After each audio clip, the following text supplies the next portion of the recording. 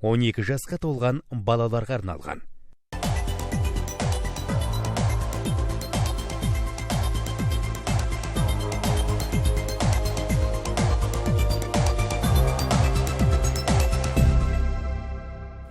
Қазақта келінге қойылар талап аз емес.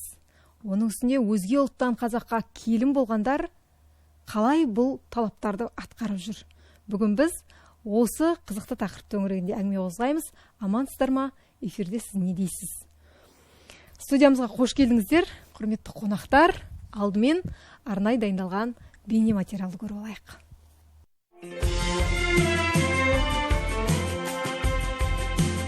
Қазақ құшағы кең, бауыры жұқа, мейірбан халық десек, ешкім қарсы болмас. Оған дәлел де бар. 130 ұлттың өкілін бір шаңырақ астында жинап, тату-тәтті өмір сүріп жатыр. Бір мемлекетті мекендеген ұлттар арасында құдаластық та бар. Қазақтың Әлихан Бөкейханов, Мұхтар Әуезов, Ахмет Байтұрсынов, Мұстапа Шоқай, Бауыржан Момышұлы, Жүсіпбек Аймауытов, Тоқтар Әубәкіров сынды танымал ұлдары бір кездері өзге ұлттан жар таңдап ұрпақ сүйіп еді. Сол сияқты Маңғыстауда Аманқос Жолдыбаев пен Арыстанбек Шелеков те шеттен келген ағайыннан қыз алып отыр. Аманқостың жары ұйғыр қызы Рабиям қазақ отбасының 46 жыл отанасы болса, Арыстанбектің сүйгені орыс қызы Ирина кеше ғана табалдырық аттап, келіндік міндетіне кіріскен.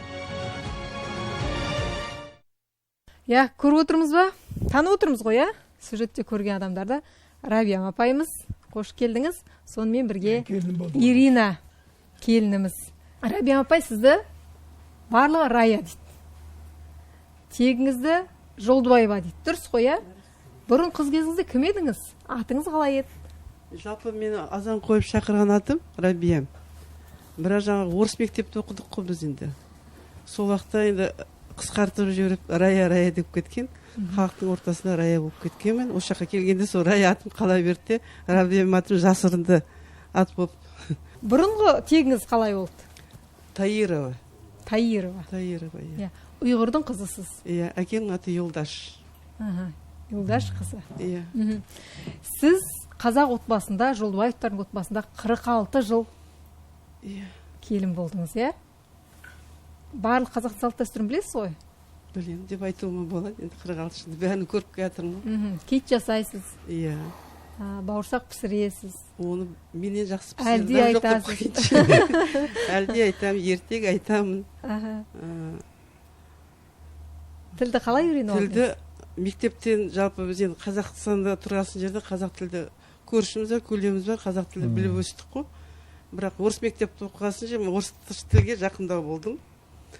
Мұнда келгенде Алматының қазақ тілі мен Маңғыстаудың қазақ тілі екеуі екі түрлі, диалект екі түрлі ғой енді. Соны байқайында бірінші орысша сөйлеп жүрдім. Сосын байқап, айырмашылығын білгесін жерде бірден қазақшаға ауысып кеттім. Білдіріп бейді қойыншы. Сонда халықтан қалды, сен орысша сөйлеп жүреді. Мен айтамын, айырмашылығын білдім. Біздің жақта кішкене мынау немене деп сөйлесе, бұл жақта незат дейді екен. Сонда жерлерін біліп алғаннан кейін сөйлеп кеттім. Көп маған қиындық туғызған жоқ қазақты. Себебі мен ұлтым ұйғыр, жалпы түрік тілдеспіз ғой енді. Маған қиындық туғызған жоқ. Қандай дәстүрін үйрену қиын болды сізге? Маған қай дәстүрді қиын болған жоқ, себебі маған көмекшілер көп болды. Енеміз мені шайда құйғызған жоқ, шынын айтқанда. Өзім құям деп шайдың басында өзі отырды. Мен кино жүйесіне келдім, жалпы киномеханик, кинотехник мамандығым. Кино деген 3-те, 5-те, 7-де, 9-да болады ғой.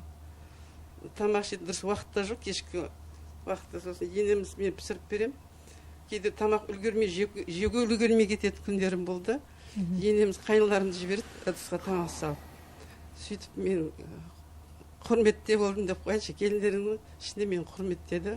Үлкен келін болғасын ба, бірінші келін болғасын ба, басқа ұлт болғасын, алыстан келген болғасын, неде осы мен одан ешқандай қорлықты, зомбылықты ештеңе көрген жоқпын, құрметте болдым. Мені сыйлады, мен де сыйлай білдім деп ойлаймын. Басқа ұлт болғасын болуы да әбден мүмкін, иә? Білмейді ғой енді, өзінің елінде жоқ қой деген сияқты. Деген сияқты ондай ойда болуы мүмкін. Неде осы мен сол үйге келін болып кеткен олар қалады. Мен келгесін сол басығасын, аттағасын кетпеу жағын мен ойладым деген сияқты. Екі жақты бір ауыз, екі жақ бірде ойласа түйін бір ғой енді. Бірігіп кету. Қалай келіп қалдыңыз? Практикамен келдіңіз кезінде, Мен келгенде жаңа оқу бітірген ол жылдары жаңа отработка деген бала 2 жыл. Енді сабақты жақсы оқыдым. Алматыда қалуымда болатын еді. Менің Кумаров Айдын деген группаласымыз, келіншек орыстың қызы. Жігіт Атыраудікі, келіншек Семейдікі, орыстың Васильева Галя деген. Екеуі қосылып осы оқып жүргенімізде. Енді айырылмас дос деген соларға еріп келдім. Келуінде направление осы жаққа арнайы алдым, солардан қалмайын деп. Олар Ақтаудың басында қалды, кинопрокаттың бастығы болып жүрді көпке дейін. Мен сол Форттың жаңағы кинотеатр Заря деген маңғышлақтың направлениемен тікелей томп етіп сол кинотеатр алдынан бір түстім автобуспен. Бірақ кетем деп ойладыңыз ғой, қайтадан? Иә, кетем деп. Жаңа 1-2 жыл жұмыс жасайын, табыс табайын, жаңағы ауылда жүрсең, өзің ауылда таныс көп, класстас көп деген сияқты біреумен кетіп қалам ба деген қорқыныш болды бойынша. Одан да кішкене 1-2 жыл жұмыс жасайын деген оймен келген, бірақ енді тағдырдың айдауы маңдайымызға жазған осы шығар. Құдан осының алдында келін болып түсе қалды. Қалып қойдыңыз. Қалып қойдық. Иә, енді былай ғой, енді біздің қазақтар қазақтан қыз алып, бұл енді сол заңдылық солай болу керек, солай алады. Бірақ өзге ұлттан қыз алып келін алайын деп жатқан кезде бір түрлі тосырқап қалып жатады, сұрап жатады, Сізге ондай сұрап не істеген жоқ па? Сыртынан сұраса сұраған шығар. Өзіңізден? Бірақ өзімнен келіп, болмаса оны сұрамайды. Сұрамайтыны Аманқостың өзі шешесі Түркменнің қызы. Ажағы. Аралас некеден туған бала. Сосын өзі өнерпаз, әнші, музыкант, әдемі жігіт. Сосын Рабияда қуат түскен ғой. Иә. Онда дұрыс болған екен, Тамаша. Енді Рабиям апай, Рая апай дейік па, Рабиям апай? Келсіп алайық. Бәрібір ма? Қайсын қайды соны айта беріңіз. Ұйғыр қызы дегенмен қазаққа бір адамдай қызмет еткен. Әсіресе біздің Маңғыстауға, оның ішінде түп қарағанға бір адамдай қызмет еткен кісі деп айта аламыз. Барлығы біледі. Бір күні дейді Айгүміс Досанова апай, бұл кісі қызметтен кеткеннен кейін, зейнеткерлікке шыққаннан кейін жұмысына қайтадан барса, жұмыста көңіл толмапты өзінің кеткен орнына. Манағы құжаттар дұрыс емес, тағы бір нәрселер дұрыс емес болып жатып, соның көңілі құлазып Айгүміс апайға айтыпты. Сонда мен 40 жыл бекер жұмыс істедім ба, мына жер мынандай болып қалыпты ғой деп. Содан Айгүміс апайға ол өте бір жақсы шабыт беріпті де, ұйғыр қызы Рабиям деген ән шығарыпты. Білеміз ғой, Сол әнді бірінші тыңдап алайық, ары қарай әңгімемізді жалғастырамыз. Арамызда Рима отыр. Риманың орындауында тыңдаймыз.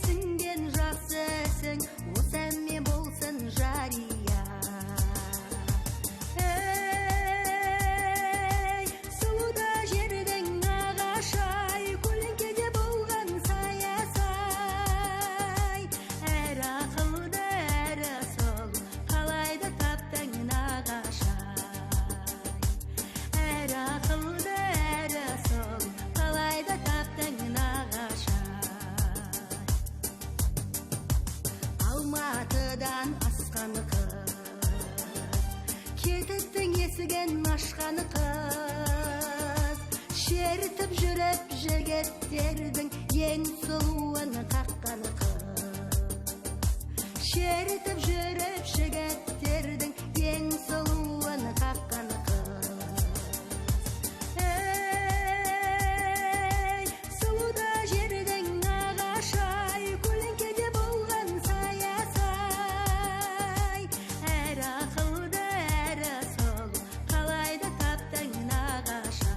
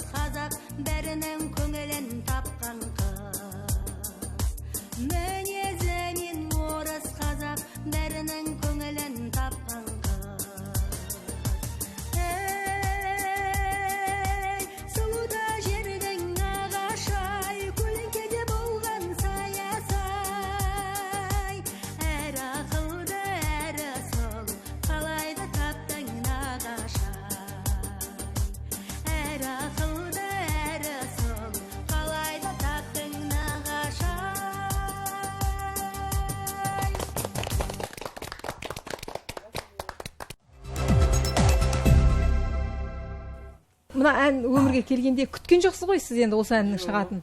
Көңіліңіз көтерілді ғой. Қазаққа кетікке келін болғаныңызға сол кезде бір риза болып қалдыңыз ба? Иә, бұл өлеңді Айекең шығарғаннан кейін маған бірінші тыңдатты ғой енді. Бұрынғы басшым, кейінгі кезде енді дос болып сөйтіп кеттік. Оған достыққа әлі дұрыс жетпеген уақыттарымыз, бірақ енді жиендігіміз бар, өзі нағашы Құнанорыстың жиені өзі. Айтқанда көңілім толды, қобалжыдым. Себебі екінің біріне ондай ән шықпайды ғой енді. Мен сол таңдаулы болғаныма, Айекеңнің ішінен жаңа жарып шыққанына мен өте қуандым. Қазаққа, сіз қазаққа тұрмысқа шықпағанда, мүмкін өз ұлтыңыздың бір азаматынан шыққан болар едіңіз тұрмысқа, иә? Ата-анаңыз солай қалағанда болар еді. Қазаққа тұрмысқа шыққаннан кейін кәдімгі жатсынбай қызмет еттіңіз. Солай ғой, иә? Ай, басқа ұлтқа қызмет етіп отырмау деген ой келген жоқ па? Жоқ. Мен ар жағында біз жаңағы интернационалистпіз ғой, тәрбиеміз бөлектеу. Біз ұлтқа көп бөлмейміз, жақсы жаманға бөлуіміз мүмкін. Әр ұлттың да жақсы жаман кезде болады ғой, мінезі, құлқы, бірақ адамды бөліп көрген жоқпын. Әлде де бөле алмаймын мен. Маған бәрі жақсы, бәрін жақсы көремін. Өзіңіздің ұлыңыз өзге ұлттан немесе немереңіз, немесе жиеніңіз келін әкелем десе қарсы болмайсыз ғой? Жоқ. Қарсы болмаймын. Тілі бірақ қазақ тілінде болу керек па? Үйренсе қазақша айтсын. Үйренеді деп ойлаймын. Өзімізден қалыспайды деп ойлаймын. Ортада өскесін жерде ортаға бағынады ғой енді. Сіз мәдениет саласында көп жылдар қызмет еттіңіз, Рая апай. Отбасыңызда да өнерге жақын ұл-қыздар өсіп келе жатыр, иә? Жиеніңіз ертіп келе отырсыз, Роланды. Иә. Қандай өнерін көрсетті бізге бір жігіт? Күйші. Өнер мектебін бітірді, домбыра классын. Руслан деген нағашы ағам бар, сол да Шырынгүл апайды домбыра тарту үйренген. Содан әсер алып, сол Шырынгүл апайға барып 5-6 жыл оқып, Түркия, Москва еліне барып келдік домбырамен, ансамбльмен. Қазір қандай күй тартып бересіз? Құс қайтару. Жарайды.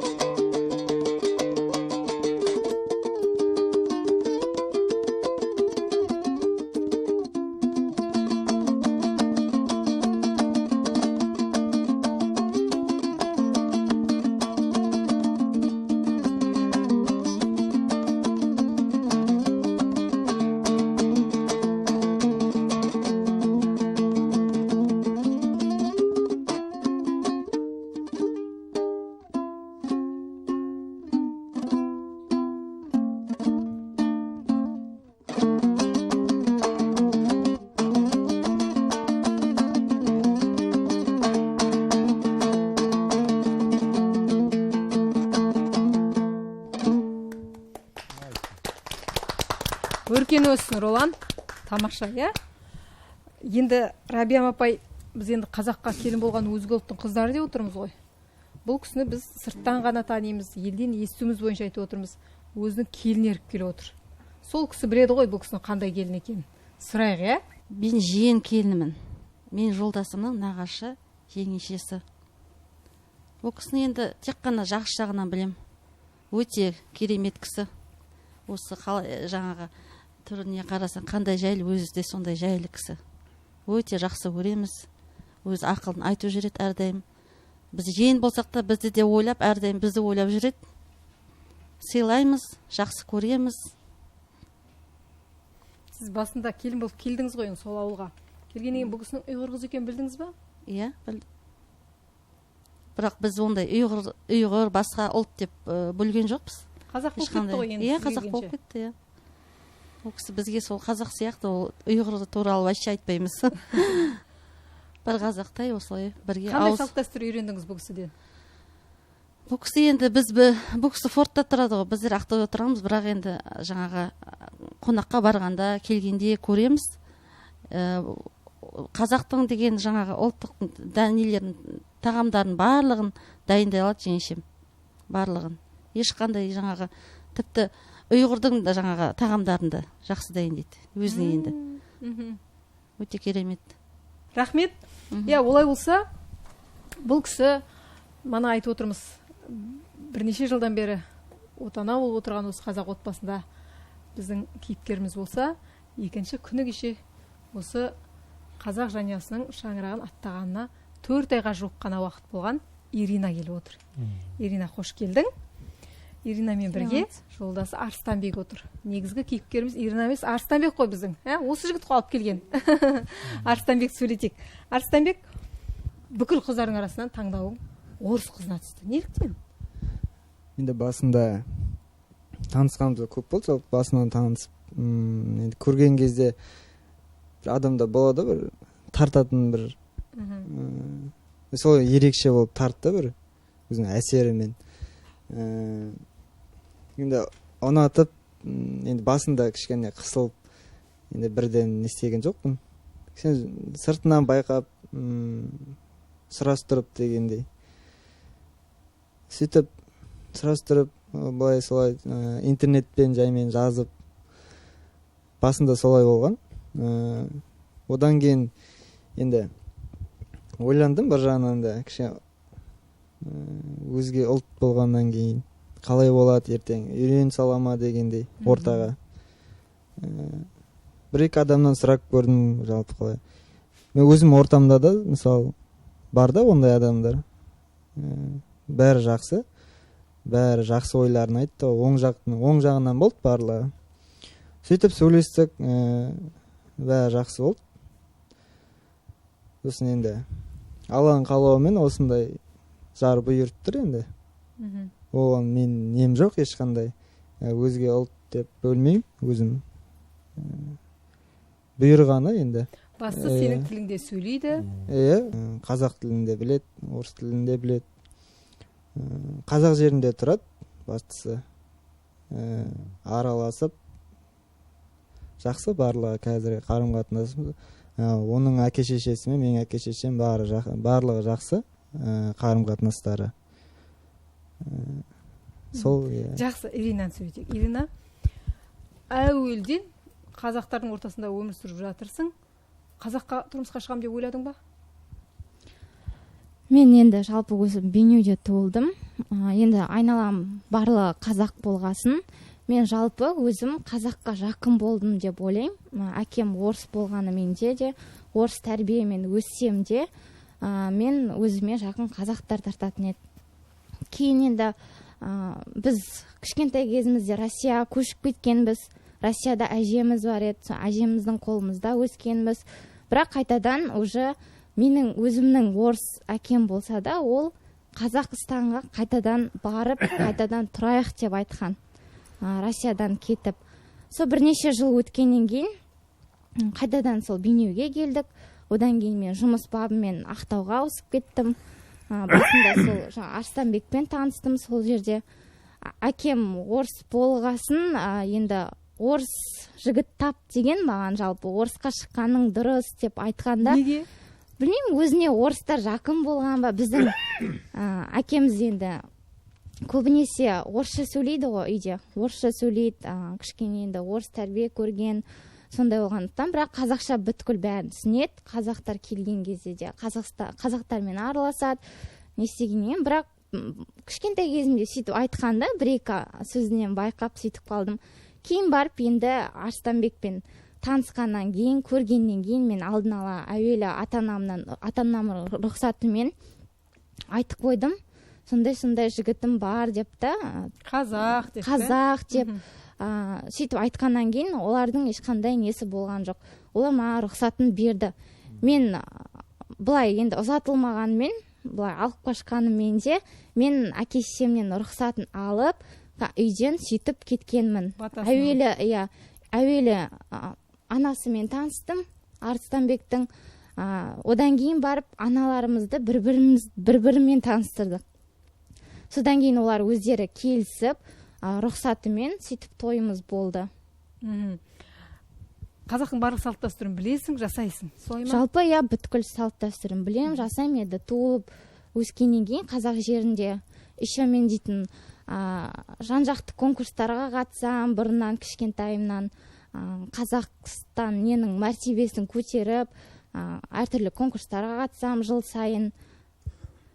Солар арқылы да енді көп затты конкурстарда сұрайды ғой, енді салт дәстүрлер, тағы да қазақи әндер, өлеңдер, соның барлығын сұрағасын мен сол жақтардан көбінесе ізденем, қатысуға тырысам да, сондай. Содан үйреніп кеттің. Қайныларыңа біздің қазақтар ат қояды, қайынсіңлерін қойдың ба? Қойып жүрім. Кім деп қойдың? Әртүрлі енді аттар, көбінесе қыздар ғой. Қыздарға енді ханшайым, әдемі деген сияқты аттар қойып жүрмін. Жақсы.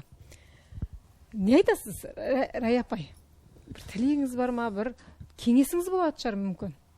Бірінші жолдасын сыйлау керек. Жолдасын сыйласа әке-шешесін сыйлау керек. Өз әке-шешеңді көру керек деп ойлаймын. Кем көрмеу керек, тең көру керек. Сонда тең болып кетесің деп ойлаймын.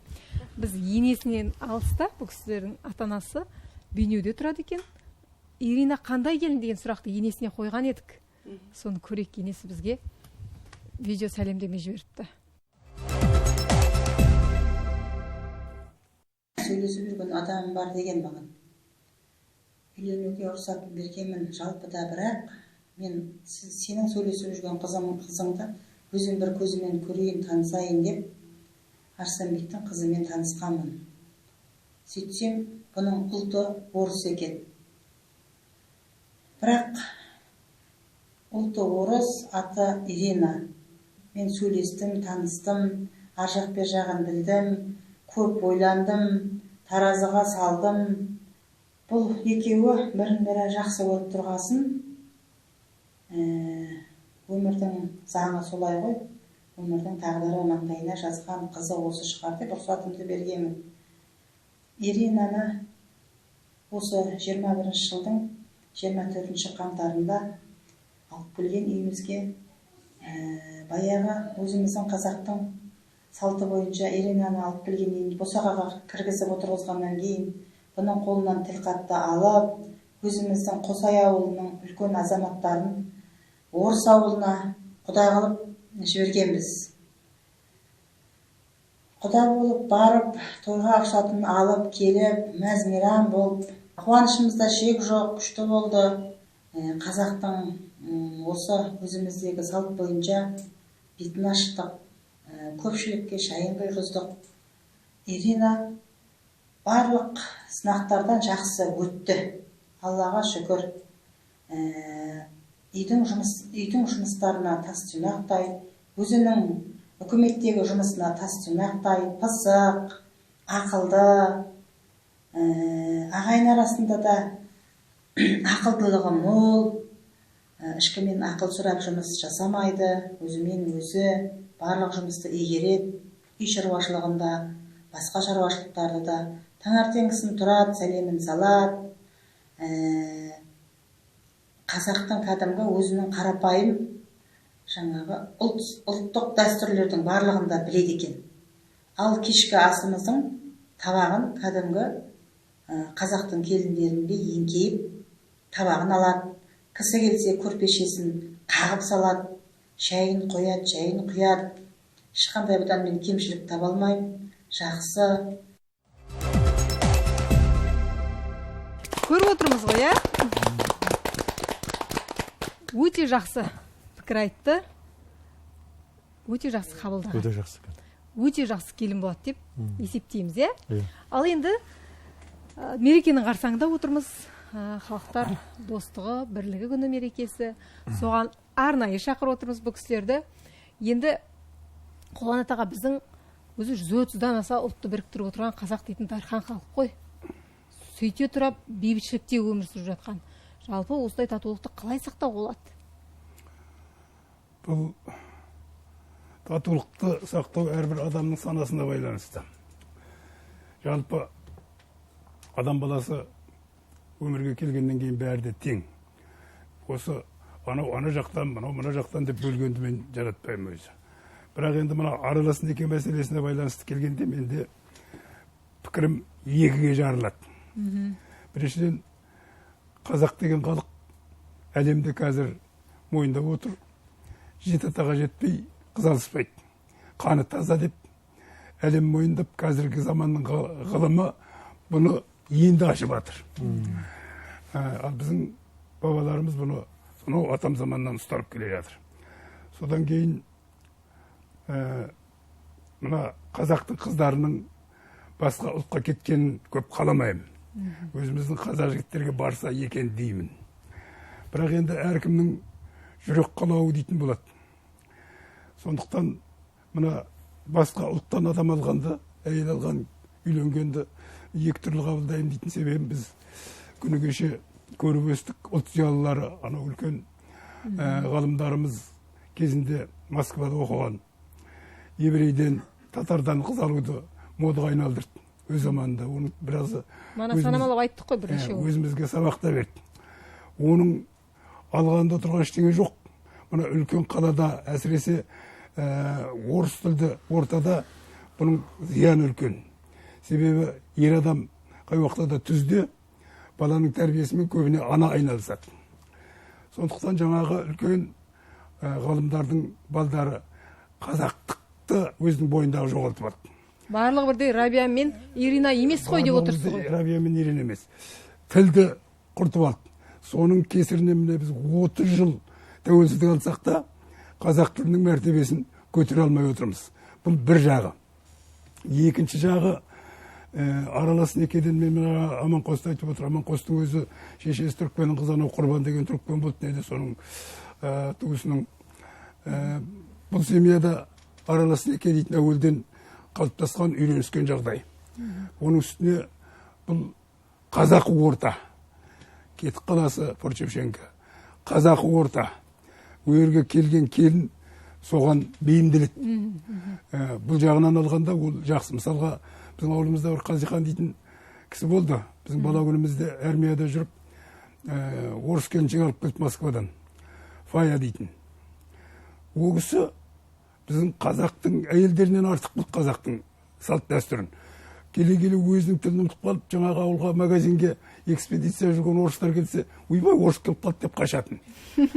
Сондай болып, сіңісті болып кетті. Немесе бұна сол портта тұратын Өмір деген ағамыздың келін әйелі де басқа ұлттан болды, бірақ тым жақсы. Соқталдай әдемі інілеріміз бар қазір. Жеңгеміз де бар қазір мысалға. Ол жағынан алғанда мына жалпы ортаға байланысты. Қандай ортаға түседі, сол ортаға бейімделеді. Ақылы бар адамдар. Мен келінімнен соны көріп отырмын. Және өзі тіпті қашық емес екен, бейнеуден мен де бейнеуден мысалға жерлес қызым болып отыр. Оның үстінде келінім болып келіп отырмын.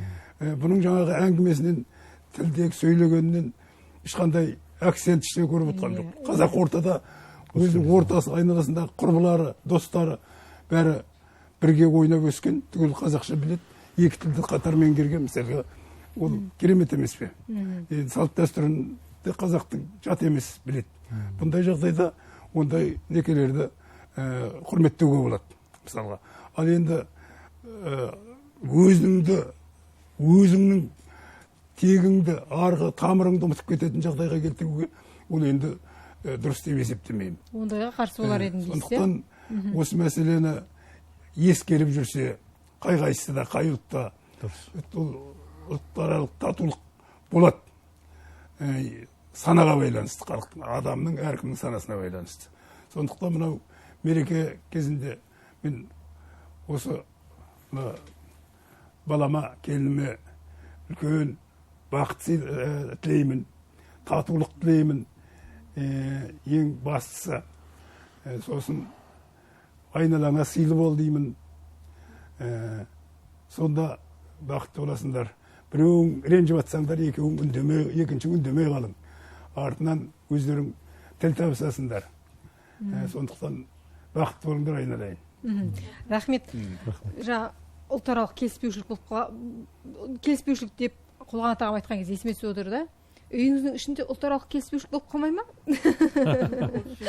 Жылына 1-2 рет ұйғыр есіме түседі. Қазақ тілде сөйлесем, қазақ тілде ойлайым. Бірақ өз тілімді ұмытқан жоқпын. Білемін, ауылға барғанда сөйлеймін, сол ортаға байланысты. Мына жерде ондай ешқандай болып көрген жоқ. 1-2 рет осы мерекеде түсетін шығар, иә? Мерекелерде түседі. Жұрт түсіреді дейсіз ғой, қазақтар түсіреді дейсіз ғой. Жақсы. Алла берген. Біз енді жаңа мана Қолға тағыма қойған сұрақта сізге қояйын деп отырмын. Көп ұлттың арасында өмір сүріп жатырмыз, иә? Былай қарасақ орысымыз, былай қарасақ кәрісіміз. Біреу қазақ тілінде сөйлеп жатыр, біреу түсінбесе, біз оларға бір нәрсе қылып жеткізіп жатырмыз. Жалпы қалай сақтау керек? Өте өзекті жақсы тақырып. Қазір мына мерекеге байланысты ұстап отқан оразаларыңыз қабыл болсын, ниет қабыл болсын деген алдымен. Енді мен өзім мына өмірден алған түйінді айтқым келеді. Мысалға мен туған нағашым бар. Соның үйінде жолдасы кореец ұлты. Рада Ким деген. Бұдан 20 жыл бұрын қазақ келін болып түсті. Ұлты кореец. Шетпеге өзі ар жағы Атыраудан келсе екен, жаңағы жеңгеміз. Сол тойына бардым. Баламыз ол кезде енді көрдік көзімен. Қазір деген кәдімгі біздің қазақтың келіннен кем емес. Қазақтың салт дәстүрін сенен артық біледі демесе кем білмейді. Мысалға 5 бала қазақтың баласын дүниеге келіп отыр. Үлкен тәрбие, ене көрген, сондай жақсы, өзінің жақсы жақтарымен ел есінде қалды қазіргі таңда. Сол сияқты мысалға біздің шетпеде, енді біз білесіздер, өзге ұлт өкілдері аз ғой. Мысалға Игорь Сахар деген бала болды. Біздің мектепте оқыды, журналист бала, телевидениеде хабарда жасады. Мысалы қарап отырсаңыз, о да сол қазақи ортада өсті. Мысалы бізден кіші, 1-2 жас кіші бала мектепте жүргенде біздермен азық ойнап, ләңк тепті. Біз оны ойлаған жоқпыз, орыс депті, енді түріне қазақша сұлулап тұр. Сосын артынан ол сол Игорь Сахар телевидениеге шығып, бүкіл елге танымал болғаннан кейін барып, бір жағынан біз мақтандық. Өйткені неге? Алақандай шетпеде сондай белгілі адамдар, соның ішінде өзге ұлт өкілдері сондай біздің шетпенің, Маңғыстаудың атағын шығарып, Игорь Сахар болып, бүкіл әлемге танымал болғанда біз мақтандық. Міне, сондай біздің шетпеде алақандай ауылда көп. Мысалға, ұлтаралық қатынас деген ол өте жақсы. Мысалға, менің өзімнің әкемнің де аты Әзірбайжан. Мысалы, біреу айтады, сен қазақ па, әкең басқа ма дейді. Мен айтамын, Әзірбайжан деген ол мемлекеттің атауы. Біздің көршіміз болды Дағыстан деген. Міне, адамның аттары енді біздің қазақтар арымда қоя берді ғой жаңағы. Сосын Дағыстан, Әзірбайжан, Маңғыстау деген көршім болды мысалға. Әртүрлі ұлттың несі. Сосын бір жезден бар өзбек аты. Мен әзілдеп ойнап боламын, үшеуміз бірге отқанда. Бір Әзірбайжан, бір қазақ, бір өзбек болып отырайықшы үшеуміз әзілдеп та. Жезден ойлайды, әсе бізді келемішті, біз атымыз сондай деп та. Сонда көріп отырсыздар ма, бұл өзі ұлтаралық қатынастың жақсылығы. Біздің қазақ деген жалпы кез келген ұлтты көкірегіне итермейді ғой. Бәрін бауырына басып, мысалы қарап отырсаңыз, мына өзге ұлттың өкілдерін келін қылып алып жатыр. Міне осының өзі берекелі бейнеуден мысалға қуанып мақтап отырмыз. Осындай ертең біздің қазақтың ұрпағының санын көбейтеді. Әрі қарай демографияға өте пайдалы, зор әсер етеді қарап отырсаңыздар. Рада жеңешемізде мысалға үйіне барған сайын кәдімгі салт дәстүрдің бәрін айтып отырады. Мысалы телевизордан бір передачаларда хабарлатып көріп отқанда, нелерді жұмбақтары қазақша шешіп отырады. Біз білмеген баяғы көне дәстүрлерді айтып береді. Ақсүйек, жаңағындай біздің ұлттық ойындар бар ғой, соны кәдімгі сенен ар жағынан терең біліп отырады. Сол мен шағамды ұстаймын да, сен қайдан білесің десе, о біздер қазақтың арасында өстік, қазақ келіні болып отырмыз қазір, мен неге білмеймін, мен ертең баламды осылайша тәрбиелеп отырмын деп әр күнге дейін өзі бір өнегелі тұстарын айтып отырады да. Мен шынымен айтайын қатты қуанып отырамын. Сол жеңешемнің үйіне барып шайын ішіп дастарханда отырғанда иіліп сәлем бергенде де шынын айту қазақтың бедер кәдімгі керемет келіп сәлем етеді. Үлкеннің алдын кеспейді, кішігінің маңдайынан иіскеп сипап отырады, балаларының бәріне кәдімгі қазақи тәрбиемен ұлттық нақышта киім тігіп беріп отырады. Барлық бес саусағынан балтамған өнер адамы. Ол тамақтың да түрін пісіреді, ол жаңа киімді түрін тігеді, жаңағы үйге келген қонақтардың қас-қабағына қарап сәлем салып, өте жақсы төсегін салып келін болып отыр, өте мақтанатындай. Ол неге мақтанбасқа ондай адамдармен? Тамаша. Біз енді мемлекетімізде барлық жағдайды өзге ұлт өкілдерін жасап отырмыз десек болады, иә?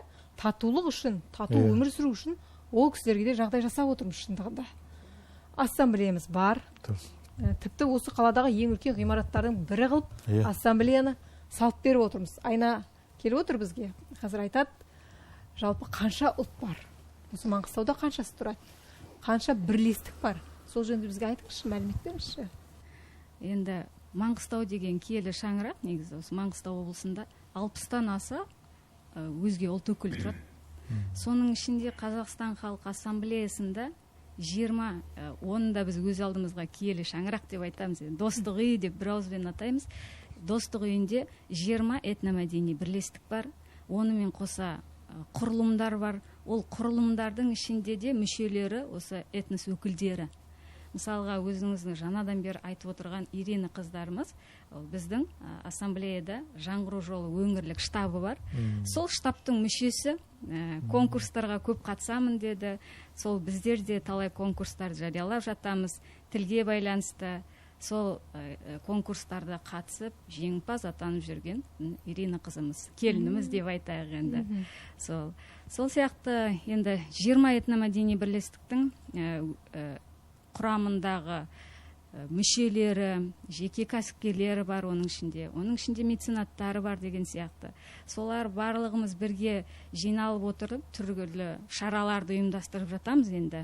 Соның ішінде ең негізгі шара ол қайырымдылық шарасы ғой, қай уақытта да. Биыл тәуелсіздікке 30 жыл, сол 30 жылдыққа орай 30 игі іс деген акция іске асқан болатын. Сол 30 игі іс акциясы аясында және де мына 1 мамыр бірлік күніне орайластырылып, бұйырса ауызашар қоржындары тарату жоспарда бар. Сондай бір үлкен шараны бірге жаңағы жасаймыз деп ойлап отырмыз. Енді мен осы студияда отырғанда жаңа апамызбен танысып жатырмыз. Иринаны бұрыннан білеміз. Қазақ өзі дархан халық деп, құшағы кең деп айтып жатырмыз. Әлі де алда осындай апамыз сияқты, сіңліміз, келініміз сияқты жаңағы этнос өкілдері құшағына сыя береді деп ойлаймын. Әдемі сөз бар ғой. Діні басқа, тілі басқа, тілегі бір деп. Сол сияқты осы кісілердің сөздеріне қарай отырып, мен білдім ар жағы тілектес адамдар екендігіне көзім жетті деп айта аламын. Сол баршаңызды мерекелеріңізбен шын жүректен құттықтаймын. Татулығымыз әрдайым ұзағынан болсын дейміз. Ынтымақта, бірлікте өмір сүре берейік деп айтқым келеді. Жасай берсін Қазақстан. Құлған атаға, айтыңызшы, біз бұрын бөлмеуші едік, бөлмейміз. Қазір де бөлмейміз ғой. Бірақ өздіктерінен бөлініп жату мүмкін ба? Ондай фактілер болып тұр. Мысалға, біз кезінде айтып отырмыз ғой, қанша ұлт өкілдерін депортацияға ұшыраған өкілдерді түрлі жағдаймен келді ғой. Түрлі жағдаймен келді. Ішке тартып, бауырымызға тарттық. Жаңағы әлгі неміс кім еді, тұтқын Карнакта болатын. Қазақтардың құртылақтырғаны, мысалға, фильм болып шықты. Головшигендер ба? Сондай немен қабылдағаннан кейін біз енді қазір басқа ұлт өкілдерінен енді соны түсіністікпен ұмытпауын, түсіністікпен қабылдауын. Сосын мына елдік мәселелерге олардың да атсалысқанын қалаймыз. Мысалға жер қазір өте үлкен дау болып жатыр. Президент араласып жатыр оған. Сондай мәселелерде басқа ұлт өкілдерінің үні естілмейді. Жерді қорғап қалу жөнінде, сатпау жөнінде, бұл деген өте қауіпті жағдай. Мына жағымызда анау айдаһардай ысқырып Қытай отыр. Ол баяғы Совет үкіметінің кезінен мына Аралға дейінгі жерді картасына сызып өзіміздің жеріміз деп дау соғып отқан ел.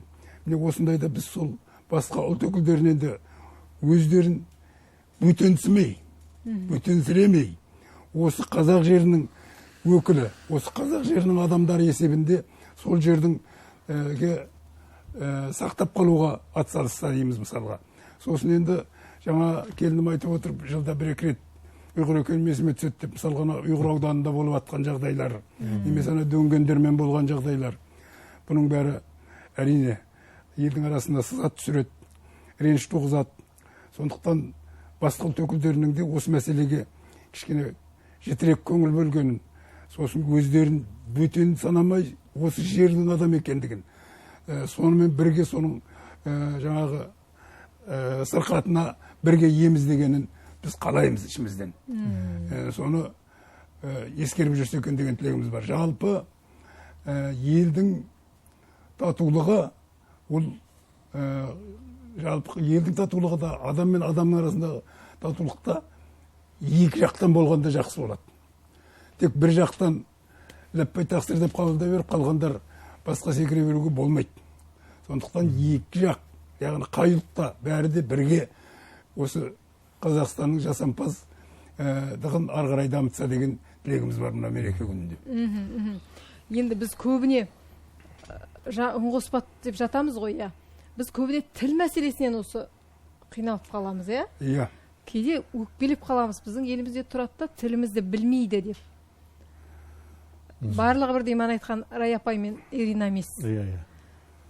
Кейде солардың алдында өзіміз барынша солардың тілінде сөйлеуге тырысып жатамыз, иә? Неліктен де ойлайсыздар? Тіл мәселесі дейтінді бұл жерде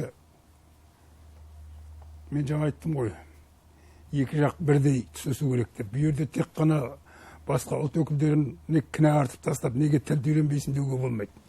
Бұл жерде біздің өзімізден де бар. Мысалға кезінде Назарбаев айтты, қазақ пен қазақ қазақша сөйлесін деп.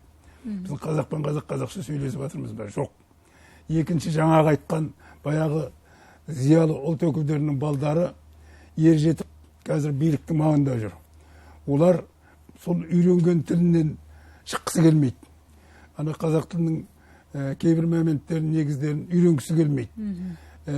Керісінше сол тілдің дамуына кедергі келтіріп отыр. Міне осыған байланысты тіл мәселесі бізде әлі күнге шейін өте өткір болып тұр. Сондықтан бұл мәселені көп созудың қажеті жоқ. Мына қазір жер мәселесі комиссия құрылып қаралып жатыр. Енді тіл мәселесі де сондай қаралу керек деп есептеймін парламент. Енді бұл мәселеге кішкене қаттырақ келмесе болмайды. Мемлекеттік органдардың барлық мекемелер түгел мемлекеттік тілге көшу керек. Мына банка, финанс саласындағы қағаздардың барлығы мемлекеттік тілге аударылу керек. Тілге қажеттілік туу керек. Соны туғызуымыз керек мемлекет. Қандай жолмен болса да.